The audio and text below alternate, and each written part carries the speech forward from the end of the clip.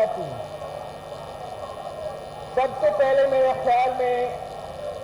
وہ مجھ سے پوچھتی کہ بلاول آپ نے تو وہ ڈینجرس ڈفر سے ڈیل کر کے تو وزیر خارجہ نہیں بنے. تو میں خوشی سے عاصمہ جہانگیر صاحبہ کو یقین دلا سکتا کہ ایسا بالکل نہیں ہے. اور جہاں پاکستان کی سیاسی تاریخ میں بہت سے اپس اینڈ ڈاؤنز ہوئے ہیں، اور آج اگر ہم اس کانفرنس کے پارٹیسپینٹس کی تقریریں سے سنیں یا ویسے پاکستان کا صورتحال کا جائزہ لے تو شاید اس کنکلوژن پہ ہم پہنچتے ہیں کہ سب اچھا نہیں ہے. اور جہاں بالکل ہم مانتے ہیں کہ سب اچھا نہیں ہے، ساتھ ساتھ میں سمجھتا ہوں کہ بہت ہی ضروری ہے کہ جہاں جہاں جمہوری قوتیں نے پروگریس کیا ہے، جہاں پارلیمان اور ادارے نے پروگریس کیا ہے، اس پروگریس کو ہمیں نوٹ کرنا چاہیے، اپریشیٹ کرنا چاہیے، اور بالکل پھر آگے بڑھتے ہوئے جو ہے بہتری کے لیے بہتری کا گنجائش ہمیشہ رہتا ہے اور بہتری کی طرف کام کرنا چاہیے. سب سے پہلے میں اس بات کو ذکر کرنا چاہوں گا، اس لیے میں سمجھتا ہوں کہ ایک قسم کا فالس ایکویولنس کیا جا رہا ہے ہمارا سابق وزیر اعظم کا حکومت فتح ہونے میں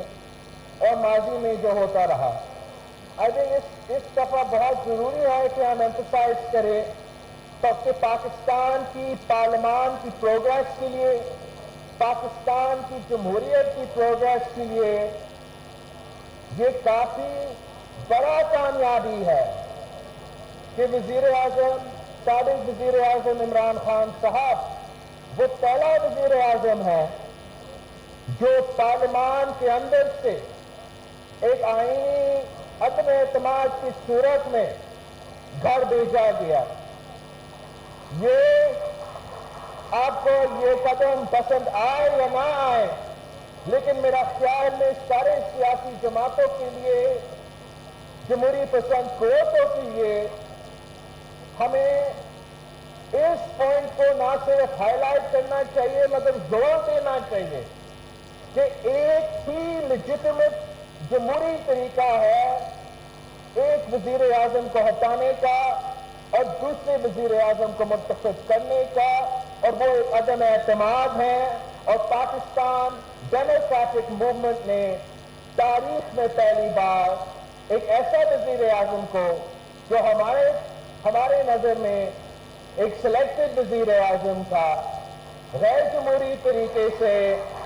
اپنا وزیر اعظم کا عہدہ سنبھالا تھا، مگر ہم نے جمہوری طریقے سے اس وزیر اعظم کو گھر بھیجا. ورنہ ماضی میں ہمارے وزیر اعظم کے ساتھ کیا سلوک کیا گیا؟ ماضی میں یا آپ کو ایکسائز کیا گیا یا پھانسی کے پھندا پہ چلنا پڑا یا بم دھماکوں میں خود کش حملہ میں شہید ہوئے یا کسی عدالت سے فیصلہ آیا یا گیٹ نمبر 4 سے فیصلہ آیا اور اس نے ہی ہمارا وزیر اعظم کا بندوبست کر دیا. تو یہ پاکستان کی جمہوری نظام کے لیے ضرور ایک پروگریس ہے کہ پارلیمان کے تھرو ہم نے اپنا وزیر اعظم کو گھر بھیجا. اور اب ہم امید رکھتے ہیں کہ آگے جو بھی ہوتا ہے، جو بھی وزیر اعظم آتا ہے، جیسے ہی ہمارا جمہوری نظام چلتا ہے کہ عدالت پہ دروازوں کے کھٹکھٹانے کے بجائے گیٹ نمبر 4 کی طرف رخ کرنے کے بجائے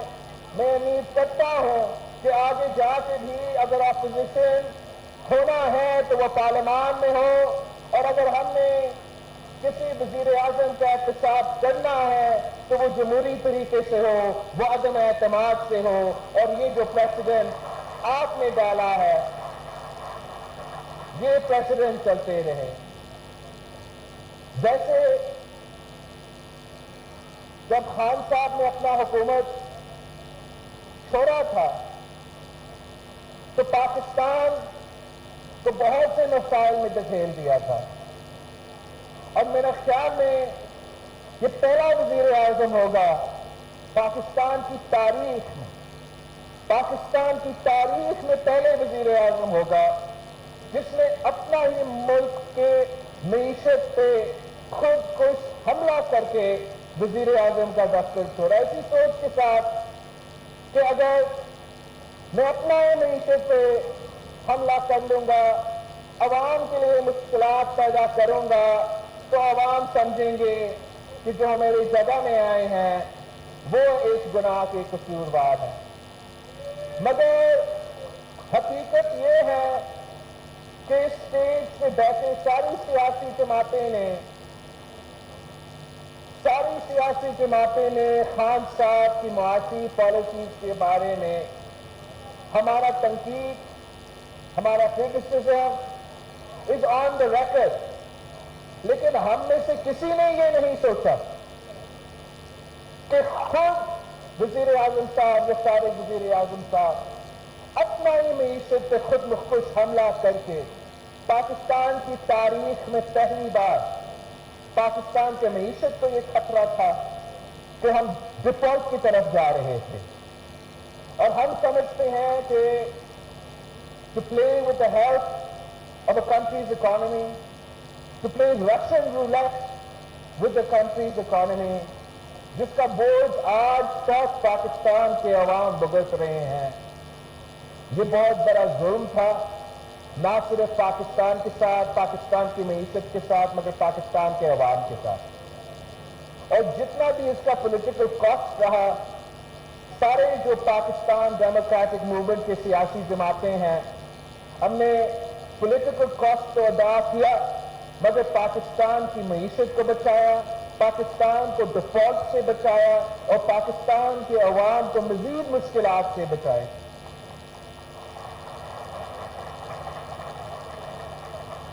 لیکن جیسے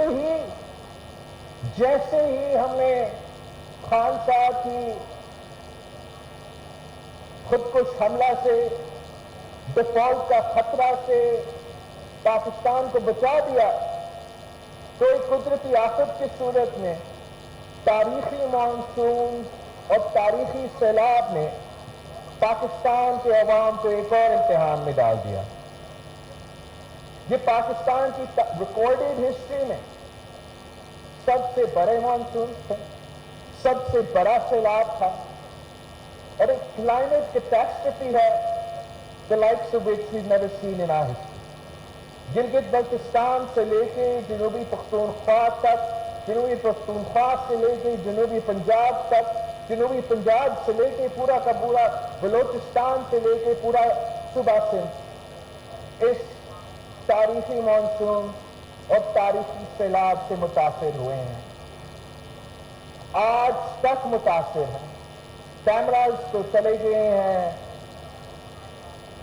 سوشل میڈیا کا وائرل ویڈیوز اب نہیں بنتے، لیکن اس وقت تک ہمارے بہنوں اور بھائیوں سیلاب سے متاثر ہوئے ہیں. جہاں سے پانی نکلا ہے وہاں بھی سیلاب کے متاثرین مشکل میں ہیں، اور آج تک بلوچستان اور سندھ کا کچھ علاقے ایسے ہیں جو آج تک پانی کے نیچے ہیں اور سیلاب سے متاثر ہیں. 33 million is such a big number, I find it hard to quantify. اگر آپ یہ سوچیں کہ سیلاب سے 33 million people have been affected, اس کا مطلب یہ ہے کہ 7 میں سے 1 پاکستان سیلاب سے متاثر ہوئے ہیں. As far as our land mass is concerned, کہ سرزمین جتنا متاثر ہوا ہے, تو that's 1/3 of Pakistan has been affected by the floods. That is more than the land mass of the United Kingdom. That is more than the population of Australia, of New Zealand. It is 95% the population of Canada. یہ تاریخی قدرتی آفت ہے، اور افسوس کے ساتھ کہنا پڑ رہا ہے کہ جو سب سے مین ایشو ہونا چاہیے، ہمارا سیاست کا سب سے مین ایشو ہونا چاہیے، ہمارا میڈیا کے لیے سب سے مین ایشو ہونا چاہیے، ہم سب کے لیے یہ سیلاب اور سیلاب کے متاثرین should be the number one priority. اور افسوس کے ساتھ ایسا نہیں ہے. جو اسلام آباد میں سیاسی روایات چل رہے ہیں، جو سیاستدانوں کے لیے سیاسی پریشانیاں پیدا ہو رہے ہیں، یہ تو ہوتے رہیں گے، اور ہم 5th اور 6th اور 7th عاصمہ جہانگیر کانفرنس پہ انشاءاللہ تعالی بات کریں گے. لیکن ہم نے اس وقت جو سیلاب متاثرین کا سچویشن ہے وہ قوم کے سامنے لے کر آنا چاہیے. سب مل کے نہ صرف ان کا مدد کرنا چاہیے، لیکن میرا کوشش یہ رہا ہے کہ دنیا بھر ہم یہ پیغام پہنچائیں کہ ہم یہ برداشت کر رہے ہیں، but we are not at fault for the devastation that we're facing today. جیسے آپ سب کو اس وقت تک پتہ ہوگا، اس لیے ہم سب ٹی وی پہ جا کے ایک ہی پوائنٹ کا رد کر رہے ہیں کہ Pakistan contributes 0.8% to the global carbon footprint as far as climate change is concerned. And we're the 8th most climate stressed country on the planet. اس کا مطلب کیا ہے؟ اس کا مطلب یہ ہے کہ the cost of the industrialization of the rich countries جو کہ ہم climate change کی صورت میں بھگت رہے ہیں، وہ بوجھ پاکستان کے عوام اٹھا رہے ہیں، اور یہ ہم سمجھتے ہیں ناانصافی ہے. اور اس لیے ہم جگہ جگہ جا کے نہ صرف موسمی تبدیلی کی بات کر رہے ہیں، نہ صرف ہمارے سیلاب متاثرین کے بارے میں بات کر رہے ہیں، مگر ہم انصاف کا مطالبہ کر رہے ہیں کہ وہ سارے ممالک جنہوں نے امیر ہوتے ہوئے ہمارا یہ موسمی تبدیلی کا مسئلہ کھڑا کر دیا، اب ہم نے سب مل کے اس کا مقابلہ کرنا ہے. اور اگر ہم سب مل کے موسمی تبدیلی کا مسئلہ کا مقابلہ کرتے ہیں تو ہی ہم اس کا حل نکال سکتے ہیں. ورنہ آج پاکستان کے عوام متاثر ہوئے ہیں، کل کوئی اور ملک متاثر ہوگا، اور جب تک ہم ایک ہو کے ان کا مقابلہ نہیں کریں گے تو اس کا حل نہیں نکلے گا. There is not the international financial institutional infrastructure to fund the relief and rescue of 33 million people at once, and then the reconstruction and rehabilitation for those 33 million people at once. لیکن انشاءاللہ تعالی ہم پاکستان کو وہ test case بنائیں گے، ہم پاکستان کو وہ کلائمیٹ کا پائلٹ پروجیکٹ بنائیں گے کہ ہم انشاءاللہ تعالی جب ریکنسٹرکشن اور ریہیبلیٹیشن کے فیز میں داخل ہوں گے، جب ان سارے لوگوں کے جو گھر ڈیمیج ہوئے ہیں، ڈسٹرائڈ ہوئے ہیں، ان کو ایک بار پھر سے تعمیر کریں گے، جب ہم ہمارا اریگیشن انفراسٹرکچر، ہمارا ایگریکلچر انفراسٹرکچر، ہمارا کمیونیکیشن انفراسٹرکچر کو ایک بار پھر کر دیں گے، اس بار we'll make it build back better, we'll build back greener, we'll build back in a more resilient manner. اور ہم انشور کریں گے کہ اس ترقی کا فائدہ ان علاقوں کے مقامی لوگوں کو پہنچے تاکہ ان کو روزگار ملے اور وہ اپنے ہاتھوں سے ایک تعمیر نو کا سلسلہ شروع کریں. یہ میرا خیال میں کوئی پارٹیزان ایشو نہیں ہونا چاہیے، اور پورے پاکستان کے سیاسی جماعتوں کو جہاں تک سیلاب ہے، سیلاب کے متاثرین ہیں، کلائمیٹ کیٹاسٹرفیز کے بارے میں جو ایکشن ہے اس پہ ہمیں ایک پیج پہ آنا پڑے گا، ایک جوائنٹ اسٹریٹجی بنانا پڑے گا، اور انشاءاللہ تعالی ہم کنسنسس کے ساتھ اس مسئلہ سے نکل سکتے ہیں. مگر میرا اپیل ہے، درخواست ہے کہ بڑے باقی سیاسی ایشوز چلتے رہیں گے، ہمارا جو سیلاب کے متاثرین ہیں ان کو نہ بھولے. آج تک وہ کھلے آسمان تلے انتظار میں ہیں ان کا کہ کوئی مدد پہنچے. میں اگر گنوانا شروع کر دوں آپ کے لیے تو ان 33 ملین میں سے 16 ملین چلڈرن, ان 33 ملین میں سے 600,000 are pregnant women جنہوں نے آنے والے مہینوں میں they have to give birth. And 33 million people are not only facing the consequences of the floods and the lives and the damage to property, مگر waterborne diseases کی وجہ سے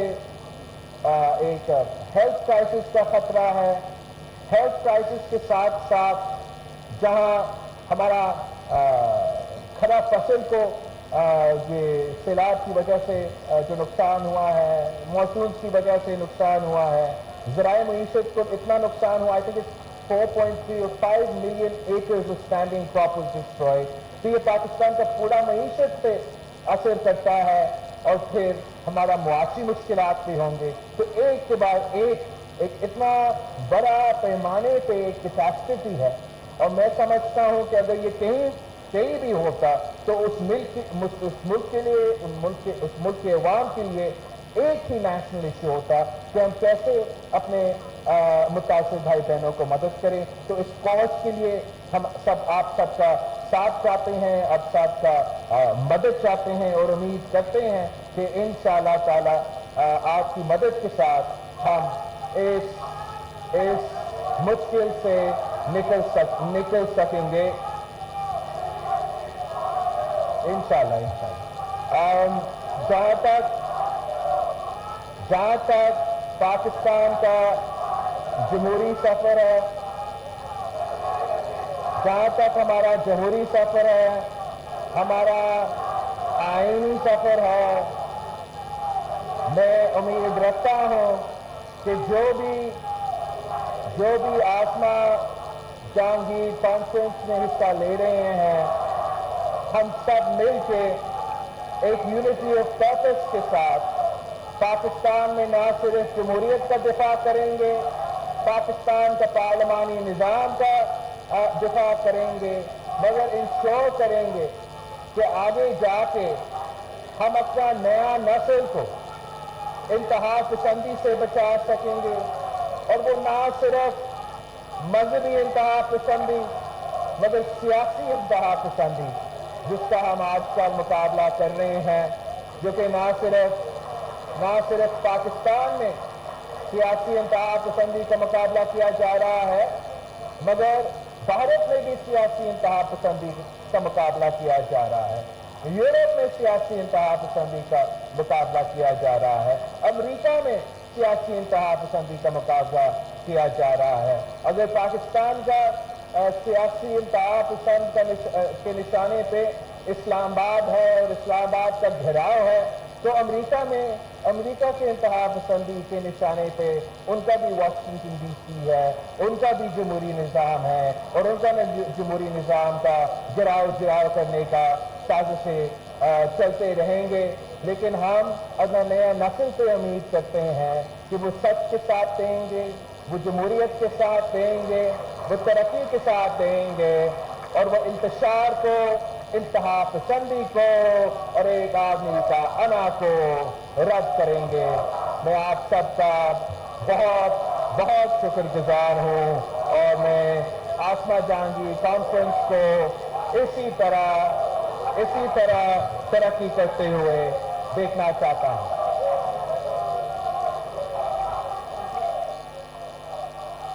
خارجہ بلاول بھٹو زرداری لاہور میں عاصمہ جہانگیر کانفرنس سے خطاب کر رہے تھے. انہوں نے کہا کہ عاصمہ جہانگیر سے میری بات چیت ہوتی رہتی تھی, وہ میری رہنمائی کرتی رہتی تھی. ان کا مزید کہنا تھا کہ عمران خان ایک سلیکٹڈ وزیر اعظم تھے. عمران خان پہلے وزیر اعظم ہیں جنہیں تحریک عدم اعتماد کے ذریعے ہٹایا گیا. انہوں نے کہا کہ جو اچھے وکلا ہیں جو انسانی حقوق کے تحفظ کے لیے آگے کام کر رہے ہیں, ان کے لیے عاصمہ جہانگیر مشعل راہ ہیں.